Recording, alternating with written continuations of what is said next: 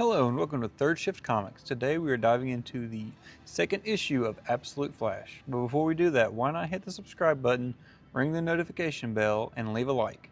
Now, into the second issue of Absolute Flash. This issue opens right where we left off. Wally is freaking out because there is nowhere to hide, and two boomerangs locate him, and Harkness tells Captain Cold that he will send him a map of the cave and Wally's current location. Captain Cold starts using his freeze gun to block off most of the exits and tells Harkness to flush him out. Then the glider gets ready to intercept him when he exits.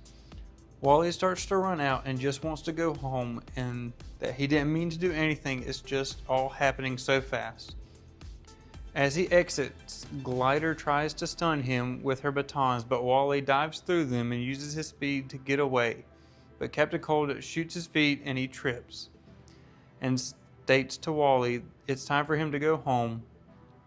Wally freaks out and says to leave him alone while releasing a flash of power that seems to trigger a flashback to where he got his powers, back in the lab with Barry. Wally disappears and Colonel West walks up to Barry and punches him across the jaw, asking him what happened to his son. They argue, and then all of a sudden Wally appears floating in the middle of the air as a conduit of the Speed Force. Barry trying to get him to focus and stay here in the present with them to figure all this out, but Wally releases another blast of power. Wally is back in the present and is confused, and the team sent to apprehend him are fine thanks to the Trickster's shields. The Trickster then throws one at Wally to hold him in place. Wally says to let him out, and the Trickster tells him yes, but back at Fort Fox. Wally then breaks out of the shield by running and takes off with a glider in chase. The glider states that no one has ever outran her yet, but just as she says it, Wally accelerates away even faster than what he was before. Wally seems to be having time confusion because he starts stating he is in the desert, then in Barry's lab, and then with his dad, but also 3 years ago with his mom, alive and well. Then suddenly, he sees tomorrow, not just one tomorrow, but two, one where he is the hero and one where he is the monster. Wally falls down and asks what he's become, and Captain Cold tells the team that it's time to get Grodd to track Wally because they have no other choice. This issue is action-packed from beginning to end.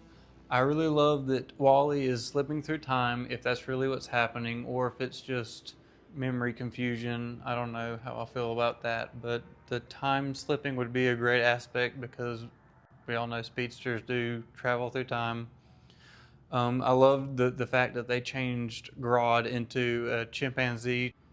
Overall, I'd give this issue a 6 out of 10, maybe a 7, just because of Grodd. Grodd looks amazing. Love his new character design. Captain Cold and the Rogues, as I'm just going to start calling them, are just kind of the same, just with tech instead of, innate abilities. But other than those small changes, this story is turning out amazing. It's one of my favorite comics so far, and I really hope you decide to either order it online or find somewhere to pick it up because it's just amazing so far. And with that being said, I would just like to thank you for watching this video, and if you haven't, go ahead and subscribe, and if you've liked the video so far, go ahead and leave a like. And thank you for the support that you've all shown